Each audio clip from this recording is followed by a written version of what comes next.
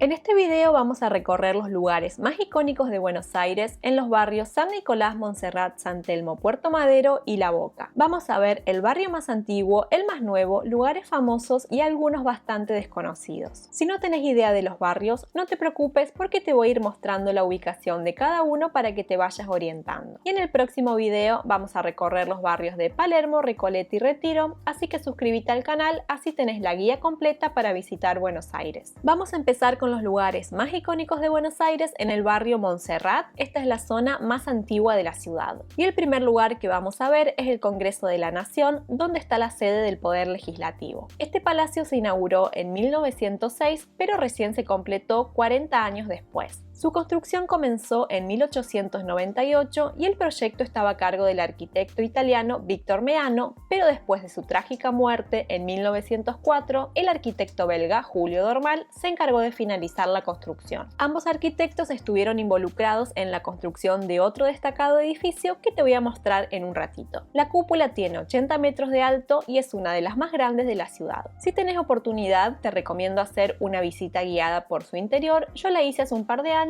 y me parece que vale la pena. Enfrente está la Plaza del Congreso, diseñada por el arquitecto paisajista francés Carlos Thys, quien diseñó varios espacios verdes de la ciudad. Y ahora nos vamos a la Plaza de Mayo, la más antigua de Buenos Aires y escenario de la mayoría de los eventos políticos más importantes de la historia argentina. Y precisamente su nombre rinde tributo a la revolución del 25 de mayo de 1810 que tuvo lugar en esta misma plaza y que marcó el comienzo de la lucha por la independencia. A partir de 1977 también es el punto de encuentro de las madres de Plaza de Mayo, quienes reclaman por sus hijos desaparecidos durante la última dictadura militar. Además, la Plaza de Mayo está rodeada de edificios emblemáticos como la Casa Rosada, la Catedral Metropolitana y el Cabildo. Vamos a ver cada uno. La Casa Rosada es uno de los iconos arquitectónicos y políticos de Buenos Aires y es la sede del Poder Ejecutivo de la República Argentina. Si prestas atención, vas a notar que el edificio es asimétrico. Esto es debido a que se fusionaron dos edificios que eran independientes, la sede presidencial y el Palacio de Correos. Al otro lado de la plaza tenemos este edificio, que aunque se parezca más a un templo griego, es la Catedral Metropolitana de Buenos Aires. Además de ser el principal templo católico de Buenos Aires, alberga el mausoleo del general José de San Martín y una curiosidad es que está custodiado por dos granaderos que son de carne y hueso. Una chica que estaba visitando la catedral se pensaba que eran de cera y cada hora impar hacen el cambio de guardia desde la Casa Rosada.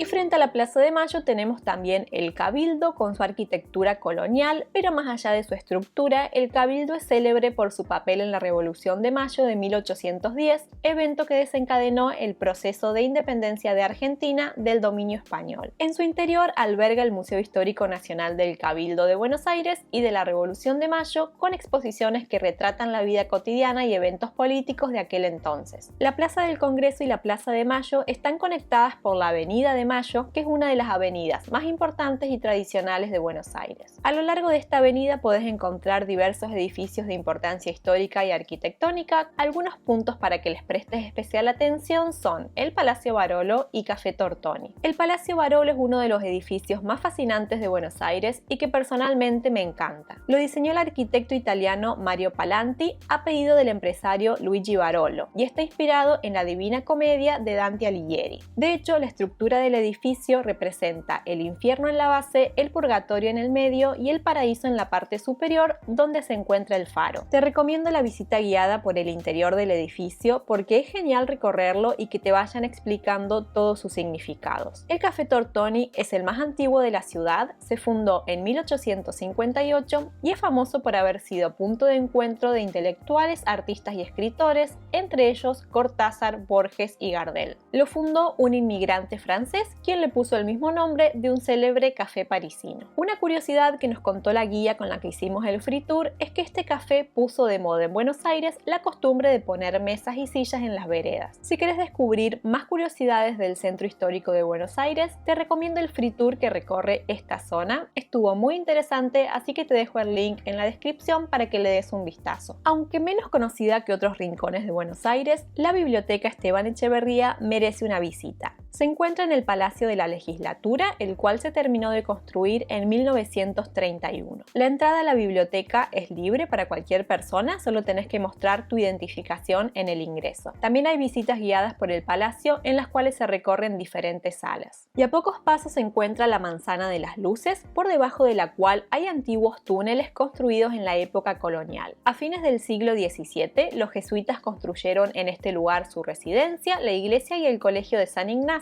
que es el actual Colegio Nacional de Buenos Aires. Hoy en día se puede visitar la Procuraduría de las Misiones, la Sala de Representantes y el Patio Arqueológico. Y de casualidad nos cruzamos con este edificio increíble que investigando di con que se llama Otto Wulff y tiene más de 100 años. Y una curiosidad es que la fachada tiene un total de 680 ojos. Es increíble todos los detalles que tiene, pero destacan las figuras humanas que están en el segundo piso y que simulan sostener el resto del edificio. Ahora dejamos el barrio Montserrat y nos vamos al barrio contiguo que se llama San Nicolás, donde vamos a ver 3 lugares. El más destacado es el Teatro Colón. Se inauguró en 1908 y se considera uno de los teatros líricos más importantes del mundo. El proyecto original estuvo a cargo del arquitecto italiano Francesco Tamburini. Después de su muerte lo continuó Víctor Meano, que también dejó el proyecto inconcluso debido a una muerte trágica, y finalmente lo terminó Julio Dormal. Estos 2 últimos arquitectos son los mismos que estuvieron a cargo del Palacio del Congreso. Hice la visita guiada hace un par de años, así que no tengo videos para mostrarte, pero puedo decirte que vale mucho la pena. Aunque visitar un centro comercial nunca está en mi lista de favoritos, Galerías Pacífico tiene un atractivo especial. Te sugiero hacer aunque sea una visita corta para ver su impresionante cúpula decorada con murales hechos por pintores argentinos. El edificio se construyó en 1889, tuvo diferentes funciones, incluso estuvo abandonado hasta que recuperó su función original en 1990. Y por este barrio vas a ver el que quizás sea el monumento más famoso del país. El obelisco se construyó para conmemorar el 4º centenario de la primera fundación de Buenos Aires.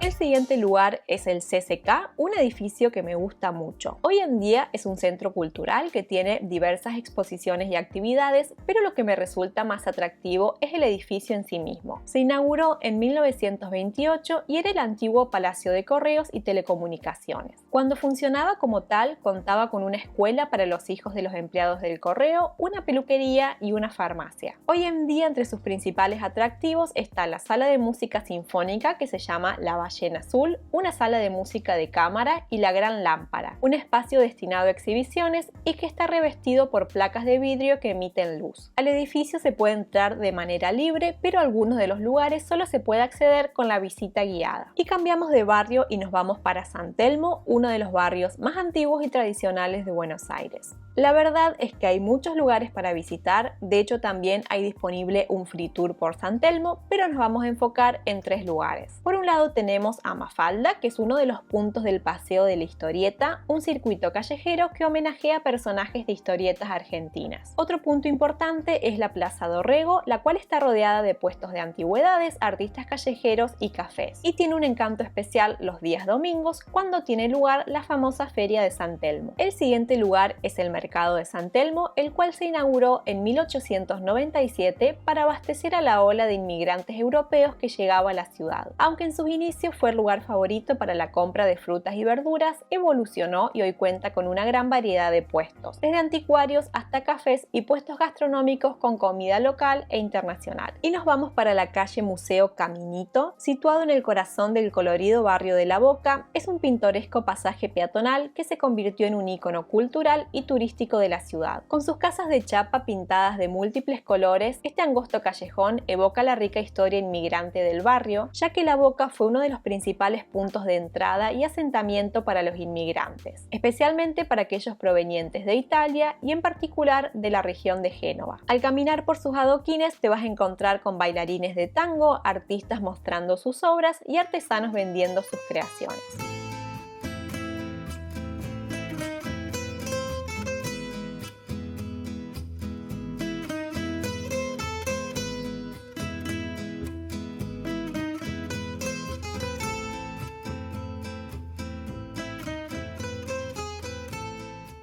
A pocos pasos está la Fundación Proa, uno de los principales centros de arte contemporáneo de la ciudad, donde se hacen exhibiciones temporales. Cuando fuimos, justo estaban preparando la siguiente exhibición, así que no pudimos ver ninguna, pero pudimos visitar la biblioteca y el restaurante, un lugar muy agradable tanto para ir a comer como para tomarse un café, tranquilo, luminoso y con lindas vistas. Y otro lugar para destacar es el puente transbordador Nicolás Avellaneda. Se inauguró en 1914 y es uno de los 8 puentes transbordadores que siguen en pie en el mundo. Durante décadas, el transbordador fue testigo del trajín diario de la zona portuaria, pero con la construcción de puentes modernos cayó en desuso y fue declarado Monumento Histórico Nacional en 1997. Y nos vamos a Puerto Madero, uno de los barrios más nuevos de Buenos Aires. Uno de los iconos de este barrio es el Puente de la Mujer, que representa una pareja bailando tango. Se inauguró en 2001 y es la primera obra en América Latina del arquitecto español Santiago Calatrava. Además de su llamativo diseño, el puente se destaca por su mecanismo giratorio que facilita la navegación de embarcaciones por el dique. Por los alrededores hay muchos bares y restaurantes.